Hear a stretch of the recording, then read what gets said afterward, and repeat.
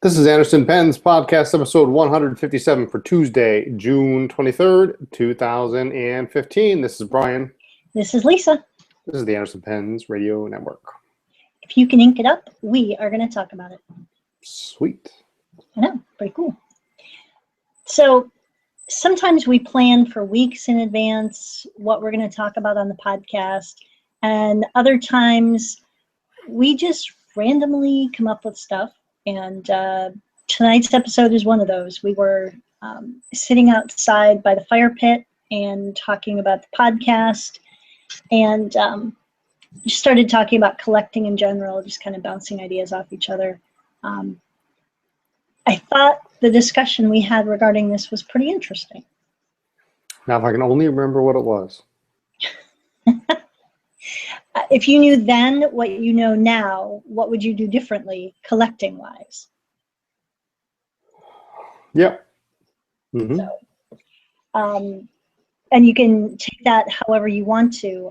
If you knew whenever you started collecting, and for us that was almost 20 years ago. So 20 years ago, if I knew, let's say, how much Waterman number 7 ripples would increase in value, I wouldn't have sold mine back then. It made sense to do it at the time, but if I could have managed to hang on to them longer, they would have perhaps gone up in value, or I could have, I don't know, increased or upgraded some of the ones I had. Just think, for as much as you, and I'm being somewhat sarcastic here, love hard rubber, you could have had one number 7 you could have given to me for every birthday and anniversary and Christmas.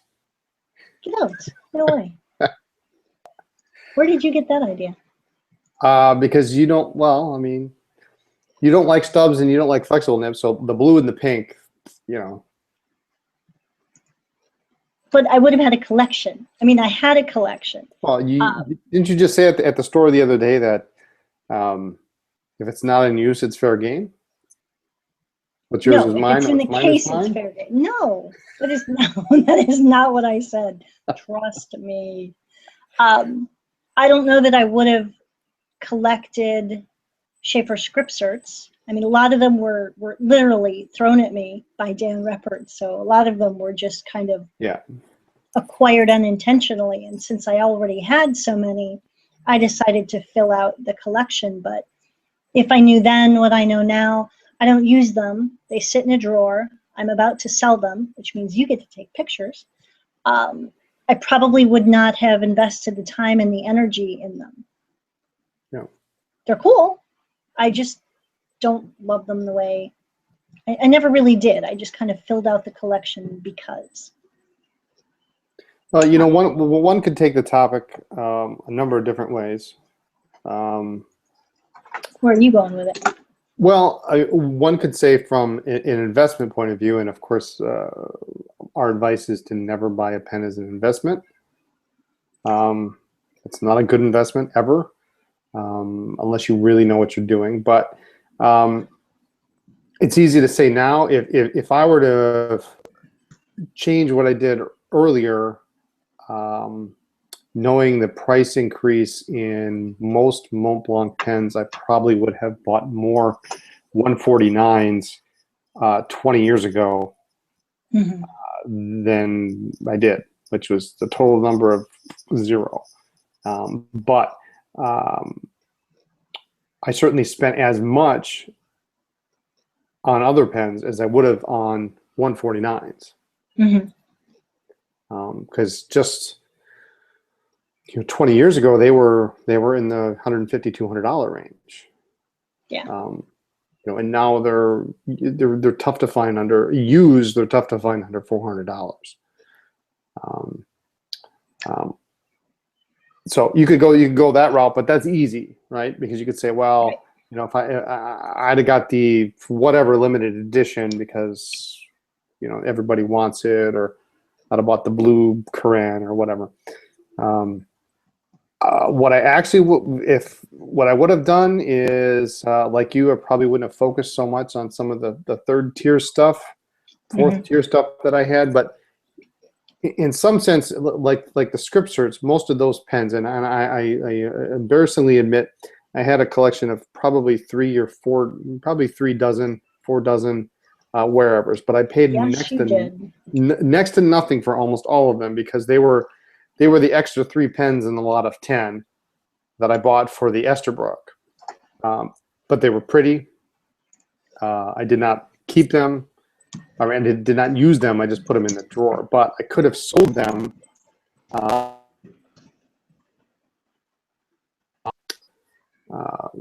Use that money to buy something else, or who knows. But it also necessitated keeping all those pens that I had to pay more for storage. So I had to, get more binders and had to do stuff like that. What Paul else? in the chat has a good point.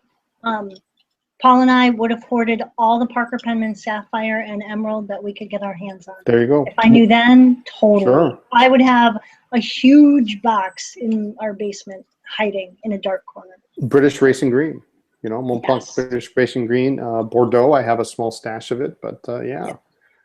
Now, that stuff 20 years ago was easy to find. I mean, yeah, it was. I would have gotten into Pilot and Sailor sooner. I had several Sailors and I sold them. I just didn't appreciate them. I know. I had some really hard to find ones. Did I ever see those? I don't think I ever saw those. I don't think you did. I think I sold those.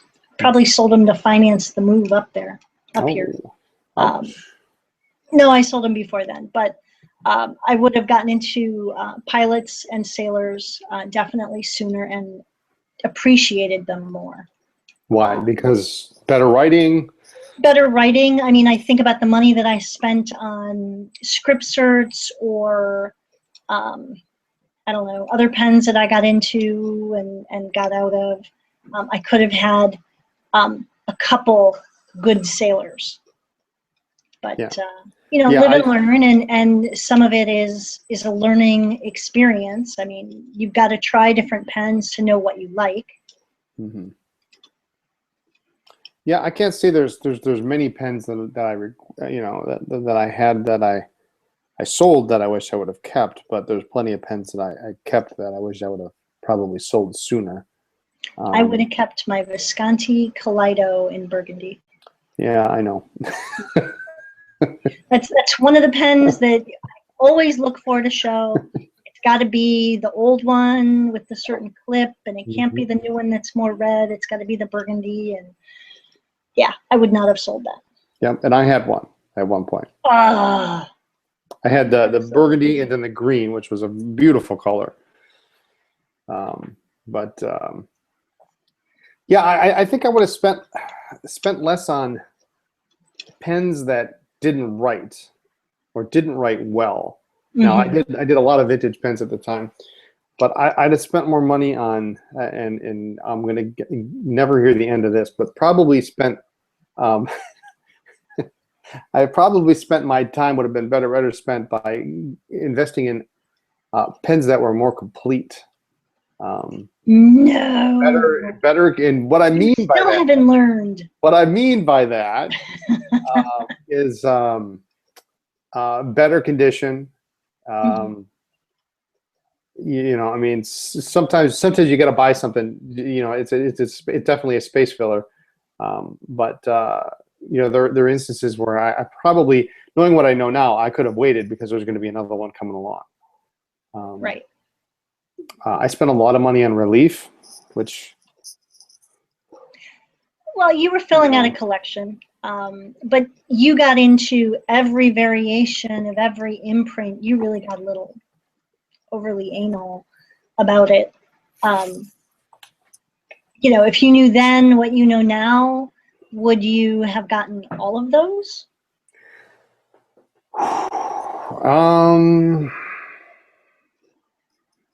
I don't know. I may have been smarter about it.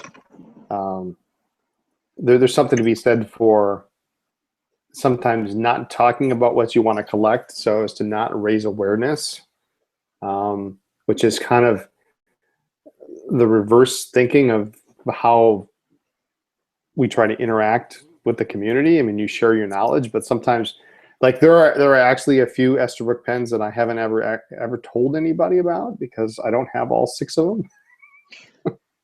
That's one thing, but You it's know, but that's a different thing. It's one thing to say I'm looking for all of the variations of the old style Pilot Vanishing Point, the faceted ones, and well, we put yes. that out there, and then a very unusual one found its way to us. So if you put out there what you're looking for, just like we collect Esterbrookes, and people bring us Esterbrookes at every pen show, bags of them.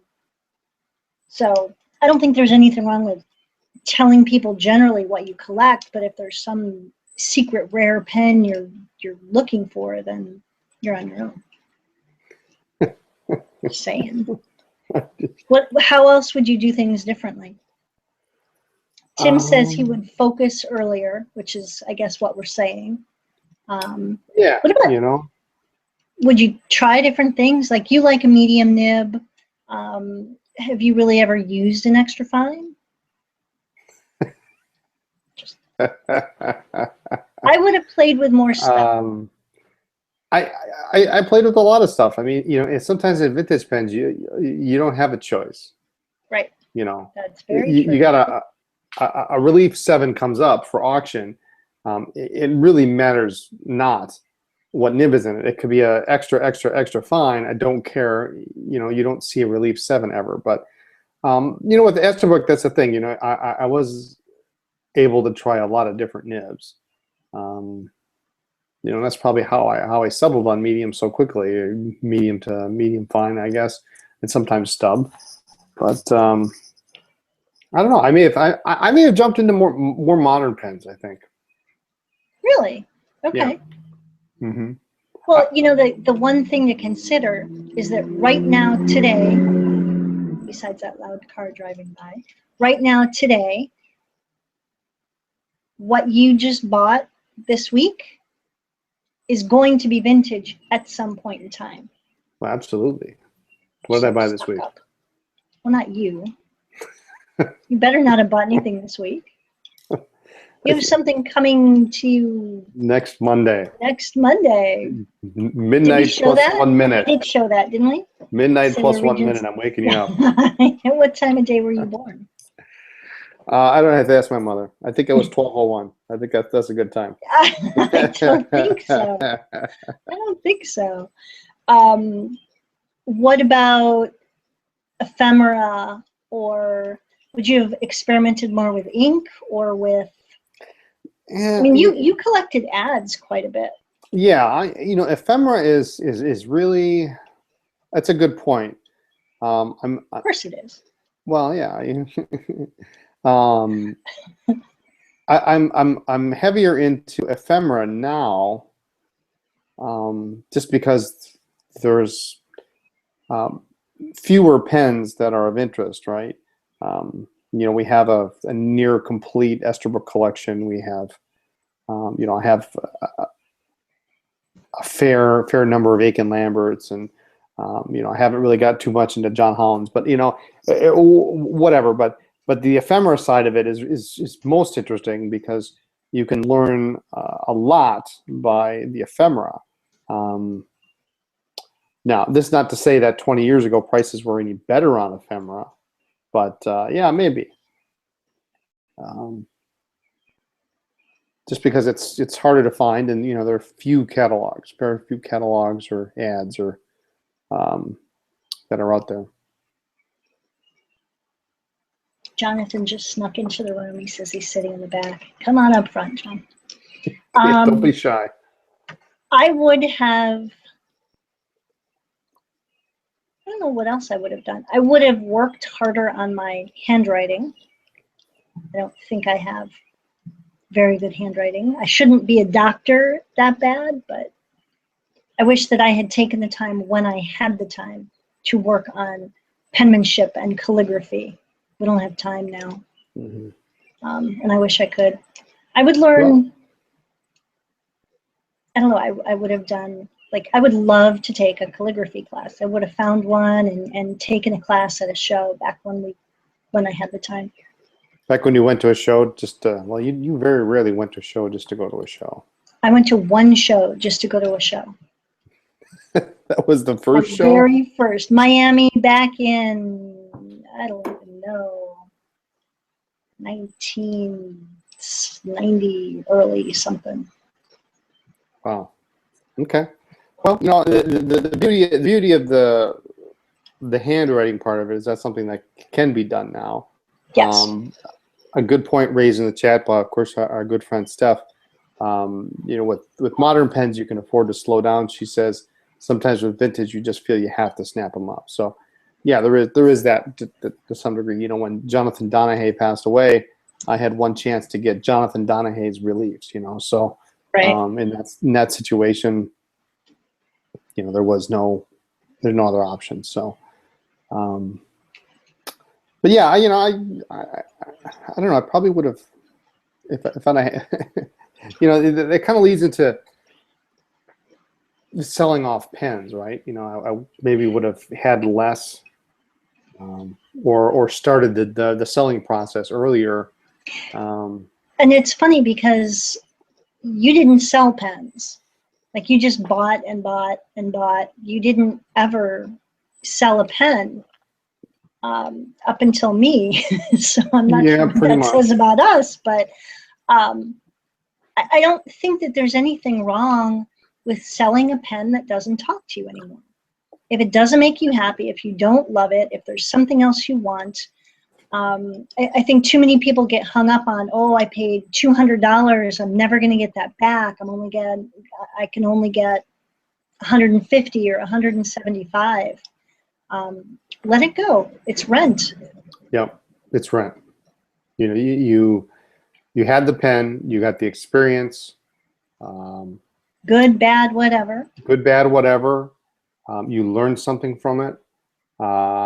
Whether that be not to buy that pen, that brand, that nib style. You don't like black with silver trim. Whatever it is, you learn something from it. So I don't think there's anything wrong with paying rent and moving on. So what inevitably happens is you end up hopefully paying less rent as time goes on. Because why? You make smarter purchase decisions. Or do you come to the realization sooner that it's just not tripping your trigger and let it go and try something else? Or based on previous purchase, I didn't like this, so therefore I don't think I'm going to like that, so I'm not going to buy it. So you save yourself the hassle of, well, I didn't like it that size. I didn't, I didn't like the 149. I'm not going to like the Dolce Vita oversize or whatever. But you make better decisions. So everybody is going to make a bad decision.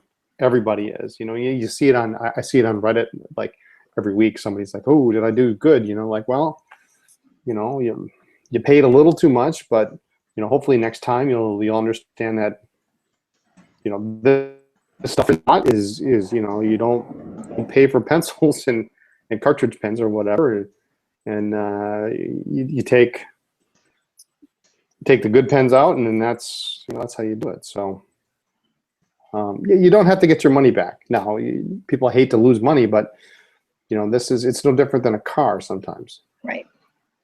You can't get what you paid for it unless it's a vintage pen, then that's different. Sometimes it's not a guarantee that you buy a vintage pen, you hang on to it for 5-10 years, you're going to get more than you paid. You may not even get exactly what you paid, but Tim says in the chat, Tim says in the chat that he forms an emotional connection with his pens, and I think a lot of people do, but I do think a lot of people have a hard time letting go of the cost. I paid this much, so I should get this much back, whether it's financially or in enjoyment. And I think the problem you have is when let's say you pay $200 or $100 for a pen that you don't really love, you're not going to get $100 in cash back, but you're not getting $100 in enjoyment. You don't use it, it's in the drawer, you ink it, use it for a day. It's just not quite as great as any other pen. So you clean it and you put it away, you're not enjoying it. So you're not getting your money's worth anyway. Well, to put it in a business perspective, that $100 you spent is a sunk cost. It's Right. done. You can't do anything about it. You can't change it. The company you bought it from is not going to give you a rebate. So it is what it is. So either use it and enjoy it, or put it away and don't do anything with it, but don't complain, or sell it and get what you can for it. You know, if you can get $80 worth out of it, you can put it towards something else that you really want. Right. So What right. else would, what do you, have, I can't talk now. Talking about rent, have you had pens that you've sold that you regret selling? And don't say all of them. No. I actually, you know, I went through the great sell-off of '09. Yes, I you took did. I took advice from a very wise person who told me, don't sell anything that you're going to regret. And I don't know that I really did that. I sold off a bunch of stuff that, you know, I can think of one pen that I would have loved to have kept, but, you know, no big deal. There was a beautiful Monroe we had probably 4 or 5 years ago. Really fancy. The orange one? No, it was, I want to say it was blue and brown marbled. I don't know. It was the pen that, unfortunately, had a crack in the barrel, but it had the coolest imprint of any pen I had ever seen. I think it was a Monroe. I got a picture of it somewhere. It says Monroe Fountain Pen Company or whatever. Glorifying the American fountain pen is the imprint on the barrel. But you can't keep them all. So No, well, I mean, you try. I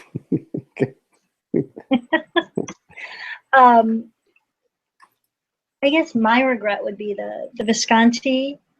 I had a Mont Blanc Burgundy ballpoint that was given to me. And while the person who gave it to me, we won't go there, but I wish that I had kept the pen, because you can't get those anymore. The Burgundy is. Yeah, I would have found a way to, I don't know, put it in the earth and cleanse it of the emotional memories behind it. But I wish that I had kept that. I wish I had not sold my Visconti, the Kaleido. Even though it was a hair big, I just loved that pen. And I had a Sailor Magellan that I sold that I wish I hadn't sold. Which one? Don't we have all the Magellans? We do now. I wish that I had kept it back then, so I could have played with it sooner. But I don't know what else made me cry when I sold them, or what would I have done differently. I think there were some I would let go of sooner. I don't know why you won't let me sell the Scriptures. Well, I didn't say I didn't want to let you sell them, but it's a nice collection. You know, it's all there. I don't love them. Okay, including Somebody else's turn. Well, what are you gonna do with the money when you sell them? Are you gonna buy something else or what? Well, yeah. You gonna buy groceries? I might. I'm practical that way. Okay. I don't know. I might save up for what we were talking about, something that I was, it was always on my list that I was looking for, besides the Visconti Kaleido. You were teasing me that it was expensive. It's not an Aurora. Pilot or something? I don't remember. I don't know. I tried a number of Pelicans, and I think that I would have learned, I would have just understood the lesson that the nibs run a little big. I don't like the smaller 200s. I don't like the quality of the pen. And I tried a couple 600 and 800s, and they were too big for me. So I think that I would have just gone for a 400 and stayed there. The 4 is like the same size as the 2, really. But it's a better quality pen. Well, yeah, it's a way better quality pen. Yeah. Yeah. So I wouldn't have gone with the cheap ones. And I had a really pretty blue one that I liked. So Yeah, I only have one Pelican. I think I would have tried other pens, but I would have, you know what I would have done that was big was I would have tried more things at the shows. Before we got as busy as we are at shows, when it was just me, I didn't leave the table because I didn't want to spend money. I wasn't there to spend money. I would have tried more pens. I would have dipped or written with or asked to try different pens to see how they feel. Because now we get vintage pens in for repair or we see them at a show and they're cool. Oh, well, I wish I'd known about these. Shows were different 15 years ago. They were so cool. The shows, and this is hard to believe for anybody who's new within the last couple of years. Shows are not at all what they used to be. I mean, there was never as many modern pens at a show, and trying pens was kind of secondary. I mean, when I started going, it was primarily vintage, and it was of the mindset you didn't really care if it worked or not. For a lot of people. Well, that's just silly. Well, what point is it to have a pen you can't write with? Well, you can restore it. Or am I alone in that? You can restore it. I mean, so some of you can restore them. I can resack a pen. That's as far as I can go. So there were pens that I wouldn't even look at because once you tack on the repair fee and the repair time, because of course I'm impatient and I just want it working right now, it wasn't worth it. So broken piston fillers, anything complicated with a lever filler, anything with a crack, if I couldn't fix it, I wouldn't buy it. Just saying. Okay. I'm just saying, the pen shows aren't today aren't what they used to be. So, trying pens was different back then. Yeah. I mean, I don't remember ever trying a pen out at a pen show ever. So. But I'm just weird, I guess, that way. What about paper? Would you have gotten into better paper sooner, or? No. Really? Really? No, I'm not. I mean, I appreciate. I'd have gotten into your paper sooner, because I like it. But it sounds like a bad joke. Well, I'm still waiting for you to send me that package of paper you said you were going to send me once. You didn't call back. I didn't call back. You were working on some paper you were going to send me. No, I haven't really got much into paper. I guess it never really bothered me if there was bleed through or if there was excessive feathering. I just attributed it to crappy paper, and I knew it was crappy paper, so wasn't too bothered by it. But that and ink, I mean, I can count on two hands the number of different colors of ink I have. So it really didn't mean much to me. It was more the pens. So okay. Except for buying more Montblanc Bordeaux. You can't have. Do you remember when I think it was either Office Depot or Office Max discontinued their Montblanc ink? This was 15 years ago maybe, and they sold it all for like 25 cents a bottle. Oh my god. Oh yeah. See, I would go back to that day, and I bought like dozens. I bought out what Tampa had, and I drove to Orlando and bought like 75 or 80 bottles. Oh, and then I sold them on. Yep. You sold on what, eBay or what? Yeah, on eBay. Made a ton of money. Because it was the old style bottle. What was the bottle going for back then? Oh, I don't know. I mean, it's 19 now, so it couldn't have been 10. Well, but it was being discontinued, and I don't know. It was.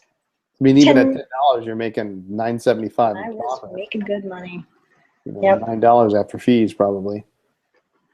Huh? Yeah, I'd and my mom says I made her go get all those stupid bottles. I think I did. I made my mom go to. It was a good deal. I don't know if she was in Florida at the time or if she was at home in New York and I made her go to Albany and get a ton of ink there and ship it to me, or I picked it up. I don't remember, but So it, your mom wasn't feeling the importance of the operation there. but she did it. She did it. Yeah, they were like 25 cents a bottle. And I think, if I remember correctly, in Tampa, I don't know that I drove to Orlando. I think I made them transfer it to the Tampa store so I didn't have to go and they would pay for it. Wow. It was great. Yeah. There were a lot of Bordeaux, a lot of black, but yeah. Okay. Yeah. I would go back and hang on to more of those and then just give you this huge box of ink. I was into good paper early on. Well, I would expect so. That's why you started making paper, making pads. Yes, but I also bought a lot of Clairefontaine early on, and I used the better notebooks in school. I would take notes really quickly on cheap paper and then come home and recopy the notes so that it helped reinforce what I was reading again. And then I kept them. I think I even moved them up. It wasn't until here that I threw some of those out. But I just like the feel of the paper. Okay. So. Yeah, I just started using your paper earlier. I really like it.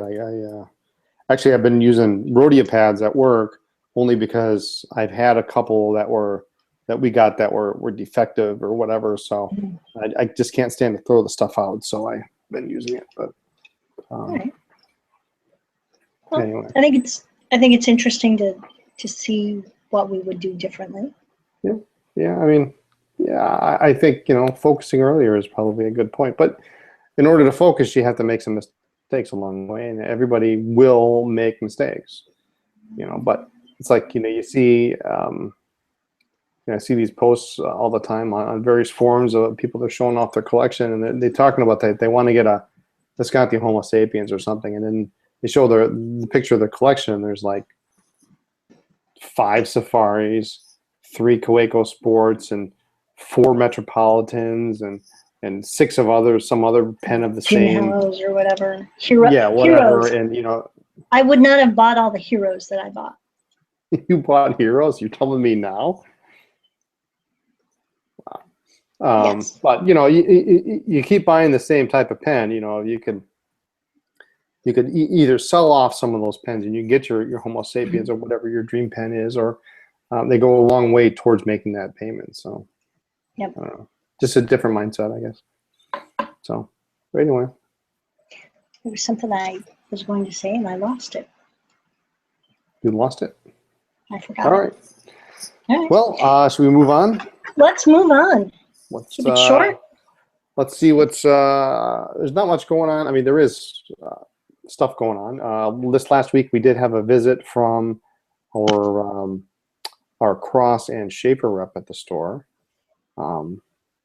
which was really nice, actually. So it was expensive. It was expensive.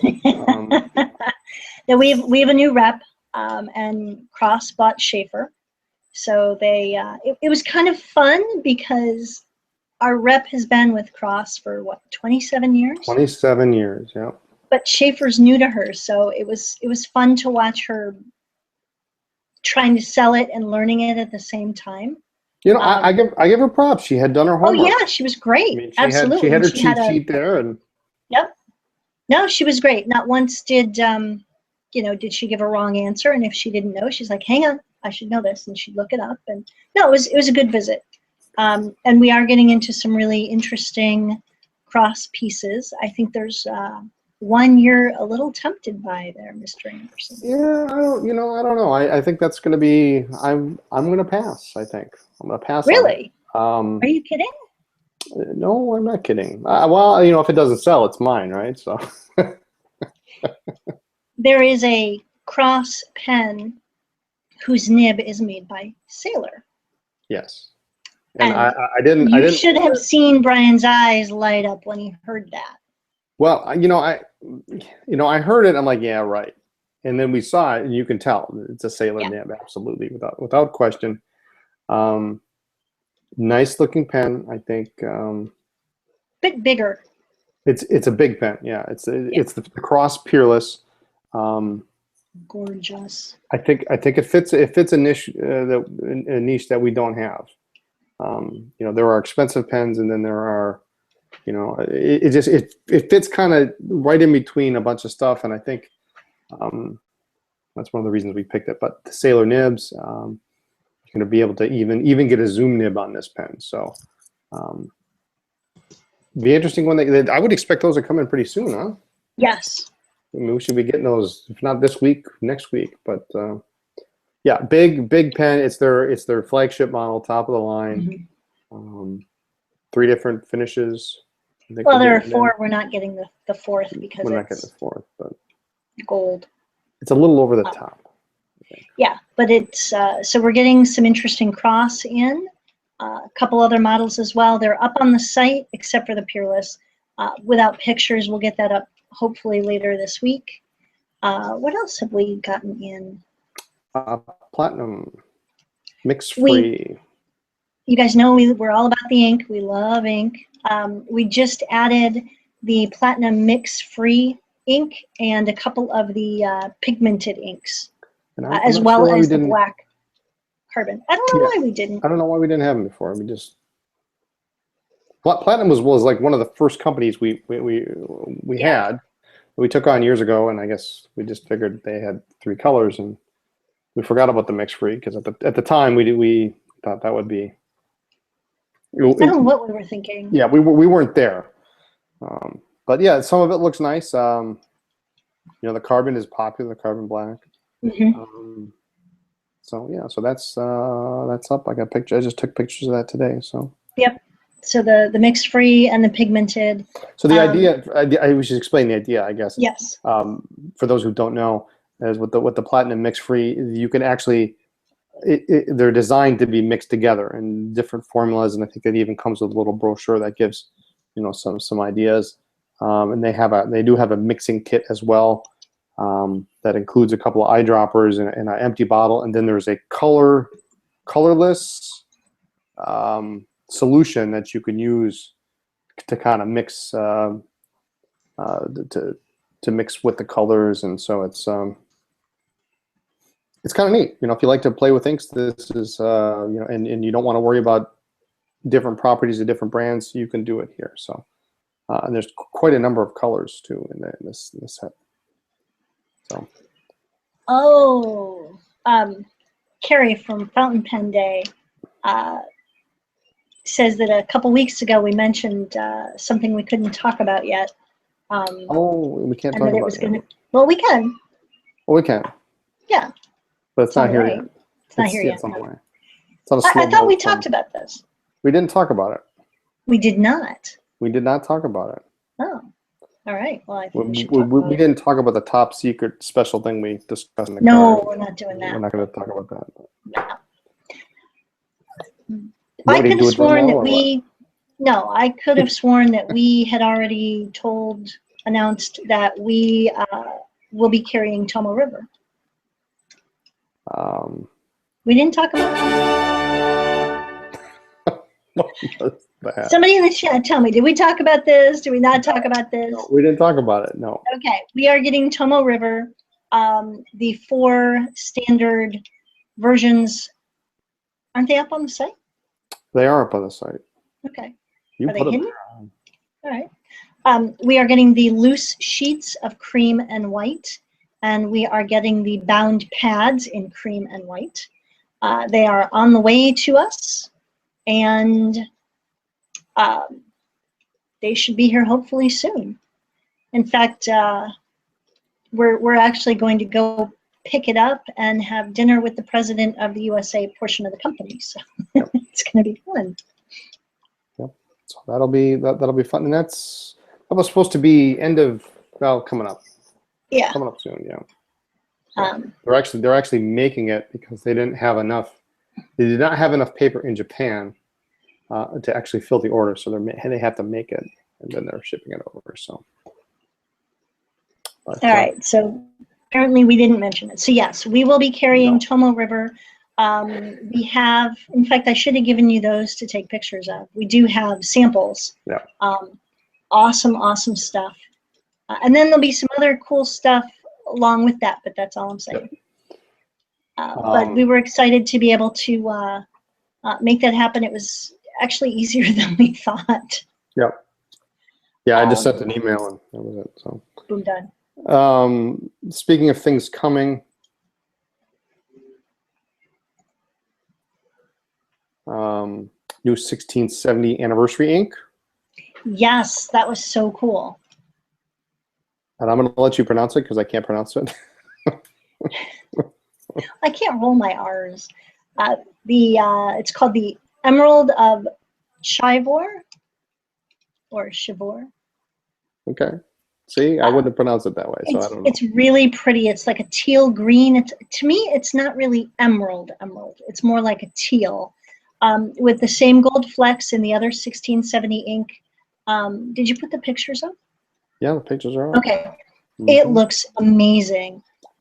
They sent us the information and they sent us some close-up shots of their ink swatch, which everybody on the web is using right now. It's all the same stuff. Nobody has it yet. I had 2 or 3 people email and say, yeah, I can't order it. I can't order it. It says out of stock. It's like it's not coming until mid-August, they say. Yeah. But it looks really cool. It looks like Yamadori on steroids.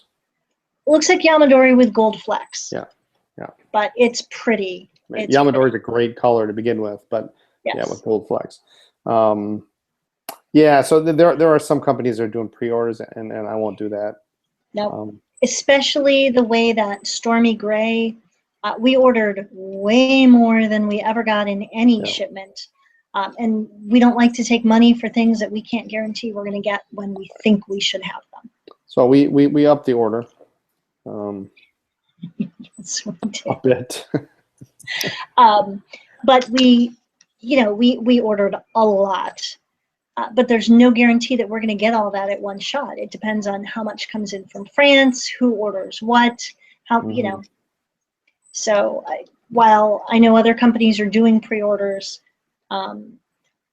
given the history and the lack of confidence in how many everyone will get, I just don't think it's a smart move. No, you can. We do have the back stock notification, which works very well. You can. There's a little link that says click here to email me when the back in stock, and then you'll get an email the second we put it up. It will just shoot it out, and yeah, that's the way we're gonna do it. Yeah, I think that's the fair way to do it. Well, it's like when the Edelstein Amethyst came out, we ordered a ton of it, and this is why we don't do pre-orders. I was invoiced for it. I received the tracking notice for it. We expected it. We got it, and it was Onyx. Every single bottle. Every bottle. So, never know. Yep. But so anyway, that's coming. That's mid-August. Super I think, exciting. Is the date. So that'll be fun. A nice looking color too. Not just another. Some people, they call the 1670 the fleck thing kind of a gimmicky thing, but the color's beautiful. It's really pretty. This one is really nice. Anything else? Nope. I think that's it. There's that Sailor, but we're not going to talk about that. Your Sailor Regency stripe? Yeah, we talked about that a couple weeks ago. We did, and we'll talk about it next week when you receive it as a gift. I've been waiting for this thing for, what month is this? June. 5 months, probably 6 months, close to. Well, then you're a pro at waiting, and maybe you should wait longer. I'm a Just pro. saying. Anyway, no, I think we'll wrap it up. Okay. And believe it or shout-outs? not, I don't think we talked about food. We didn't. We didn't. So. That's all right. Actually, I'll say it. Speaking of food, if anybody has any good gluten-free, dairy-free, sugar-free, taste-free recipes, send them my way. Taste-free? No, that's a joke. And I'm sharing them with the kids and Brian, so if I have to modify what I eat for my thyroid, so does everybody else. A couple shout outs. Okay, go for it. Number one, dads everywhere for Father's Day. Those of you who are biological dads, adoptive dads, foster dads, sort of dads, wannabe dads, whatever. Fur baby dads. Yes, fur babies for sure. For sure. Um, yes, Tim, no food.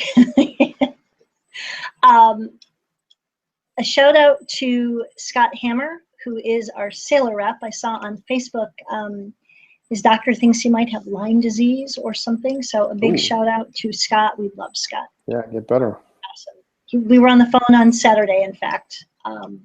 He called my cell, and Brian was handling customers, and Scott and I were chit-chatting. So a big shout out that he feels better soon. And a shout out to my mom, who's in the chat. So everybody in the chat, say hi to Mom. She's going to undergo a medical procedure, what is it, Thursday, I think? So good luck with that. Doesn't sound like fun. Let me know when it's done and over and how you're doing. So that's it for shout outs. Anything else you got? No, I think that's it. Okay.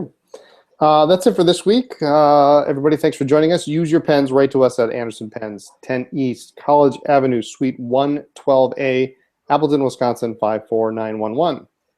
Or, since it's summer in Wisconsin, come and see us. It's beautiful this time of year. It is. It's very nice. It is. It totally messed me up now. Check us out on Twitter, Facebook, Pinterest, Instagram, all other social media as Anderson Pens. The blog is blog.andersonpens.com. And the website is andersonpens.com. Check out the social media for updates and new products or events going on in the store. Thanks so much for listening to our podcast, everyone, and we will see you next week. Have a good night, everyone.